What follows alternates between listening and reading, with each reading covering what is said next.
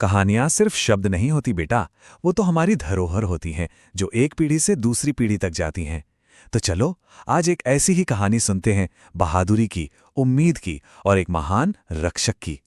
हाँ, हर अच्छी कहानी की शुरुआत ना ऐसे ही एक छोटे से सवाल से होती है। दादी, एक कहानी सुनाओ ना।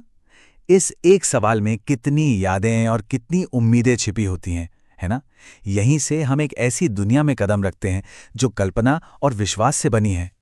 और बस फिर दादी की आवाज में कहानी का वो जादू घुलने लगता है। एक ऐसी कहानी जो न सिर्फ उस बच्चे के लिए है, बल्कि हर उस दिल के लिए है जो एक हीरो का इंतजार कर रहा है।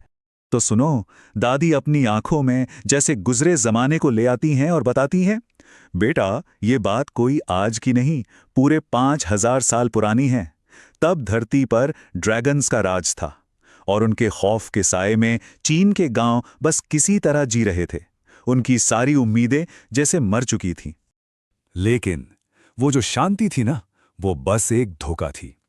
वो डर जो हमेशा दूर लगता था, एक दिन दरवाजे पर आ ही गया। पता है उसके आने की पहली निशानी क्या होती थी? आसमान। हाँ, आसमान का रंग बदल जाता था। देखते ही देखते नीला आसमान एकदम खून जैसा लाल हो जाता। ये आने वाली तबाही का एक खामोश इशारा था। और फिर जो होता था वो मौत का नाच था। आसमान से आग बरसती थी और जमीन पर बस लोगों की दर्द भरी चीखें जो धुएं में गुम हो जाती थीं। घर, खेत, जिंदगियां, सब कुछ आग की लपटों में जल रहा था। हवा में ना बस मासूमों की चीखें थी। ऐसा लगा मानो सब खत्म हो जाएगा। लेकिन कहानी यहां खत्म नहीं हुई। ठीक उसी पल जब अंधेरा सबसे घना था, जब लगा कि अब कोई उम्मीद नहीं बची, तभी आसमान से एक रोशनी उतरी, उम्मीद की एक किरण।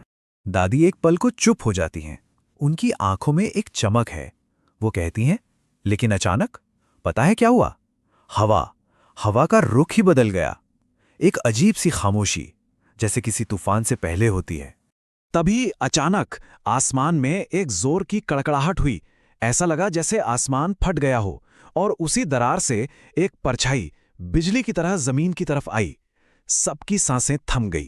कहते हैं जैसे ही उसके पैर जमीन पे पड़े ना, पूरी धरती कांप गई। और फिर उसने ऐसी दहाड़ लगाई कि वो आग, वो हवा और वो ड्रैगन की गर्जना सब एक पल में शांत हो गया। लोगों को तो अपनी आंखों पर यकीन ही नहीं हुआ। वो खूंखार ड्रैगन जो सब कुछ तबाह कर रहा था, डर के मारे एक दो नहीं पूरे 400 कदम पीछे हट गया। सोचो जरा, कौन था वो, कहां से आया था, कोई नहीं जानता था। बस सबको इतना दिख रहा था कि वो कोई आम इंसान तो नहीं था। उसकी ताकत हमारी समझ से बिल्कुल बाहर थी। दादी बताती हैं, और उनकी आंखों में आज भी वही हैरानी है। कहती हैं, हवा तो जैसे उसके इशारों पर नाच रही थी।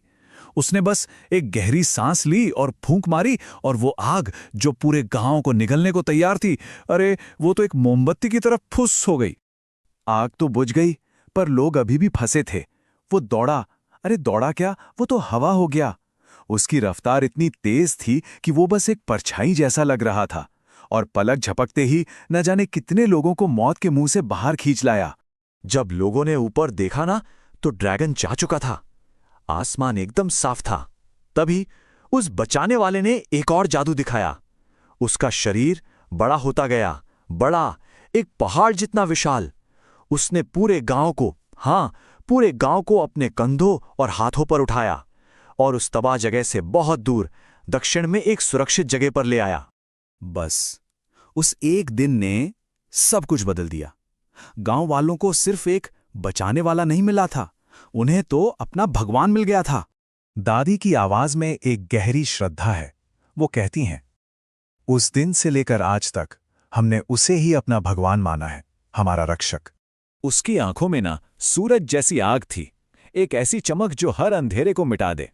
और बस इसीलिए उन लोगों ने उसे एक नाम दिया, सन वोंगकोंग। बच्चा अपनी मासूमियत से पूछता है, दादी क्या वो हमेशा से ऐसे ही दिखते थे?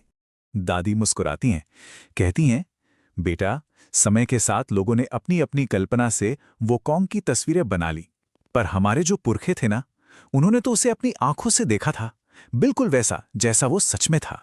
ये कहते हुए दादी एक पुराने से संदूक से एक तस्वीर निकालती हैं।